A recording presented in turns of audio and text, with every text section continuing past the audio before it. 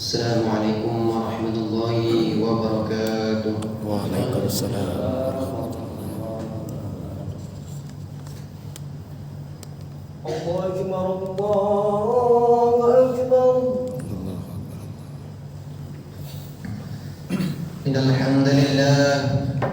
Innal hamdalillah nahmaduhu wa nasta'inuhu wa nastaghfiruh wa na'udzu billahi min shururi anfusina wa min sayyiati a'malina. Man yahdihillahu fala mudilla lahu wa man yudlil fala hadiya lahu. Asyhadu an la ilaha illallah wahdahu la syarika lahu wa asyhadu anna sayyidana Muhammadan abduhu wa rasuluhu la nabiyya ba'dah. Allahumma shalli wa sallim ala sayyidina Muhammadin sayyidil mursalin wa ala alihi at-tayyibin at-tahirin wa ashabihi al-akramin warda anhum ajma'in. Qala Allah ta'ala: A'udzu billahi minasy syaithanir rajim. Ya ayyuhalladzina amanu ittaqullaha haqqa tuqatih wa la tamutunna illa wa antum muslimun. Fa ya ibadallah, usikum wa nafsi bitaqwallahi wa ta'atihi la'allakum tattaqun. Ma'asyiral muslimin, jamaah Jumat yang dimuliakan Allah Subhanahu wa taala. Bersyukur kita kepada Allah Subhanahu wa taala dengan mengucapkan alhamdulillahi rabbil alamin. Karena hingga saat ini rahmat dan nikmatnya Allah Subhanahu wa taala masih terus mengalir kepada kita sehingga kita bisa melaksanakan salat Jumat pada siang hari ini. Wassalawat kepada Nabi Muhammad sallallahu alaihi wasallam dengan melafazkan Allahumma shalli ala sayyidina Muhammad wa ala ali sayyidina Muhammad. Karena di akhirat kelak tentunya yang sangat-sangat kita harapkan adalah syafaat dari baginda Nabi Muhammad sallallahu alaihi wasallam. Selanjutnya khatib mengingatkan bahwa salah satu kewajiban khatib di atas mimbar ini adalah menyampaikan wasiat takwa. Oleh karena itu kami meminta izin kepada para jamaah Jumat sekalian untuk menyampaikan wasiat takwa, terutama kepada diri khatib sendiri dan umumnya kepada jamaah Jumat sekalian.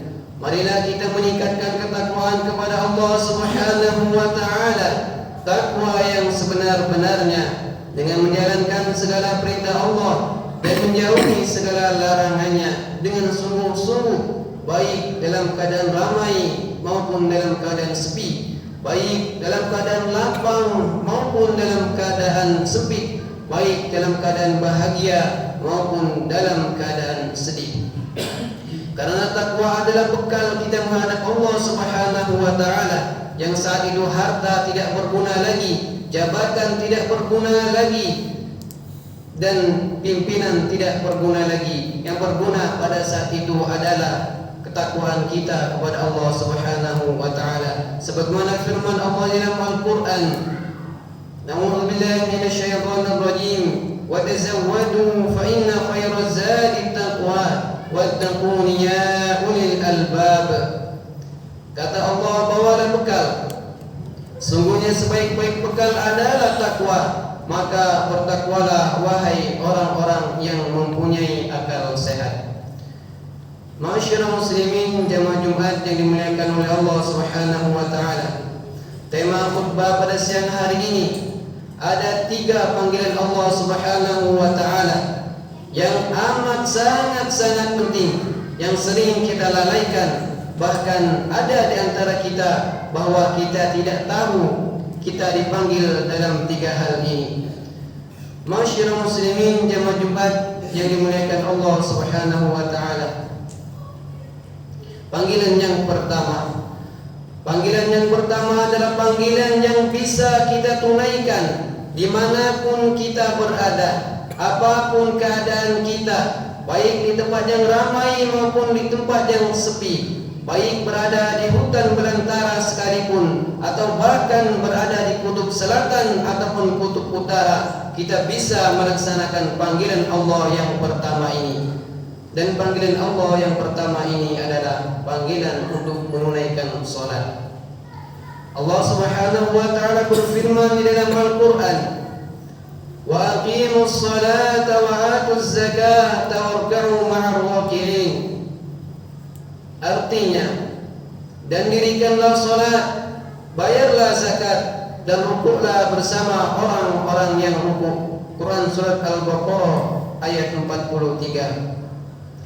Melalui ayat ini Allah Subhanahu wa taala mengingatkan kepada kita bahwa salah satu kewajiban kita adalah melaksanakan salat yang jumlahnya 5 waktu dalam sehari semalam.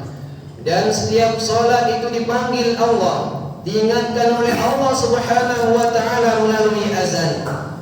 Lalu pertanyaannya, berapa panggilan Allah yang telah kita tinggalkan? Berapa panggilan Allah yang telah kita lalaikan? Berapa panggilan Allah yang telah kita sepelekan? Berapa banyak panggilan yang sudah kita penuhi? Berapa banyak panggilan yang sudah kita laksanakan berjamaah di masjid? Seringkali kita meremehkan solat hanya karena pekerjaan, hanya karena jabatan, hanya karena harta. Padahal Nabi sallallahu alaihi wasallam bersabda, "As-salatu imaduddin." Salat itu adalah tiangnya agama. Barang siapa yang melaksanakan salat, berarti ia telah menegakkan agamanya. Dan barang siapa yang meninggalkan salat, menyepelekan salat, berarti dia telah merobohkan agamanya.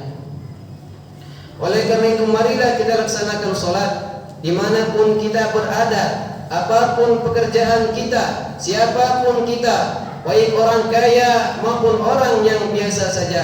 Mari kita melaksanakan salat, menempelkan kening di tanah, bersimpuh sujud kepada Allah Subhanahu wa taala. Masyaallah muslimin, jemaah Jumat yang dimuliakan Allah Subhanahu wa taala. Panggilan yang kedua. Panggilan yang kedua ini adalah panggilan khusus. Hanya orang-orang yang tertentu saja dipanggil oleh Allah Subhanahu wa taala. Tidak semua orang yang bisa dipanggil dalam panggilan yang kedua ini. Dan panggilan yang kedua ini adalah panggilan melaksanakan ibadah haji.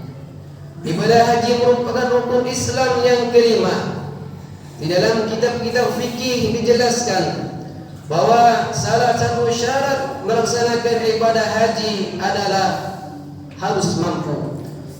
Yang pertama, ia mampu dalam hal ekonomi atau finansial.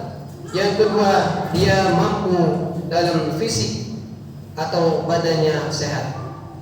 Lalu pertanyaannya, berapa banyak orang yang kaya, jabatannya tinggi, mempunyai kuasa, rumahnya megah, mobilnya berjejer, badannya pun sehat, tetapi tidak dipanggil oleh Allah Subhanahu wa taala.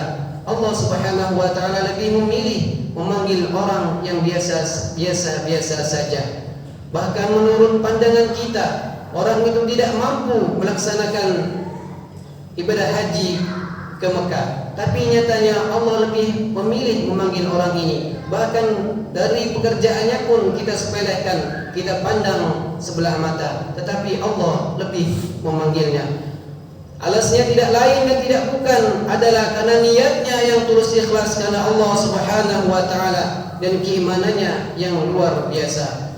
Seorang yang memiliki keimanan yang luar biasa akan datang keajaiban-keajaiban dalam kehidupannya, sebagaimana yang pernah terjadi pada para nabi dan rasul serta orang-orang yang soleh pada zaman dahulu.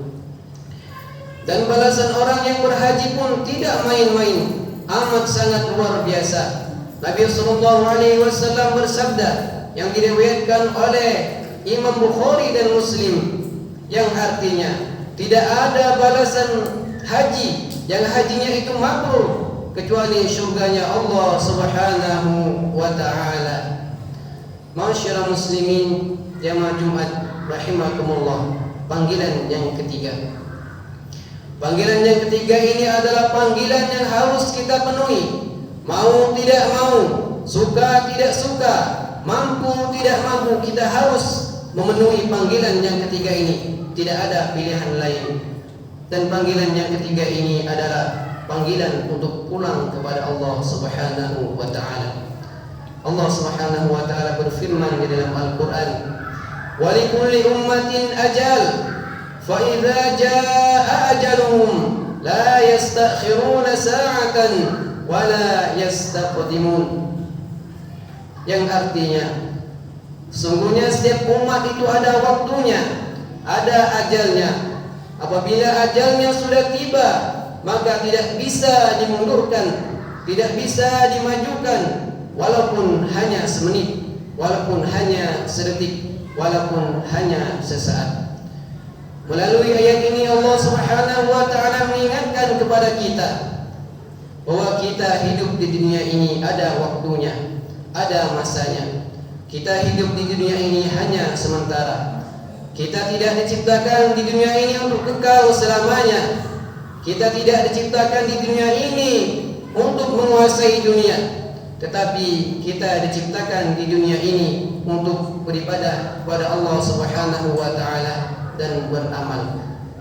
Oleh karena itu, janganlah kita sampai lengah, janganlah kita sampai terlena, melupakan segalanya, meninggalkan kewajiban Allah Subhanahu wa ta'ala demi mengejar harta, demi mengejar jabatan, demi mengejar dunia yang nilainya tidak lebih hanya setengah sayap seekor nyamuk.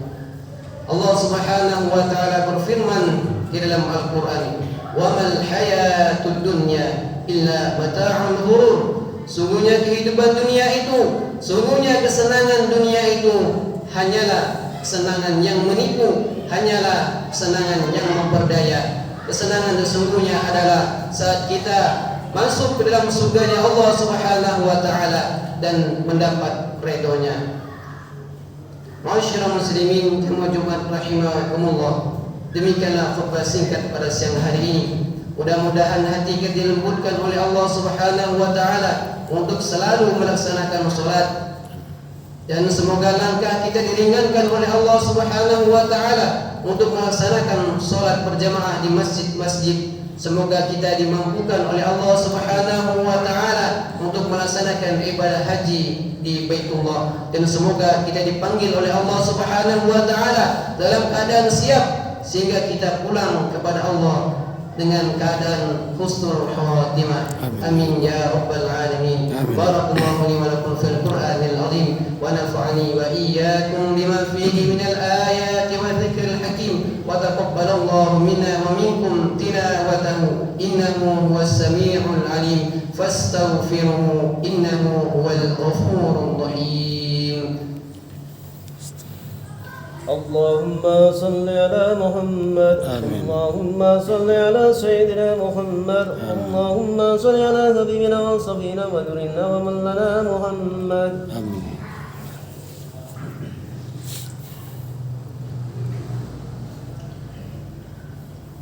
الحمد لله والحمد لله ثم الحمد لله ولا حول ولا قوة إلا بالله. أشهد أن لا إله إلا الله وحده لا شريك له، وأشهد أن سيدنا محمدا عبده ورسوله لا نبي بعده. اللهم صل على سيدنا محمد وعلى آل سيدنا محمد. فقال الله تعالى: أعوذ بالله من الشيطان الرجيم، بسم الله الرحمن الرحيم، والعصر إن الإنسان لفي خسر إلا الذين آمنوا وعملوا الصالحات وتواصوا بالحق وتواصوا بالصبر. فيا عباد الله، أوصيكم ونفسي بتقوى الله وطاعته لعلكم تفلحون. فقال الله تعالى في كتابه الكريم وهو أصدق القائلين: إن الله وملائكته يصلون على النبي يا أيها الذين آمنوا صلوا عليه وسلموا تسليما اللهم صل على سيدنا محمد وعلى آل سيدنا محمد كما صليت على سيدنا إبراهيم وعلى آل سيدنا إبراهيم وبارك على سيدنا محمد وعلى آل سيدنا محمد كما باركت على سيدنا إبراهيم وعلى آل سيدنا إبراهيم في العالمين إنك حميد مجيد اللهم اغفر للمسلمين والمسلمات والمؤمنين والمؤمنات الأحياء منهم والأموات إنك سميع قريب مجيب الدعوات يا قاضي الحاجة اللهم اختم لنا بحسن الخاتمة ولا تختم علينا بسوء الخاتمة ربنا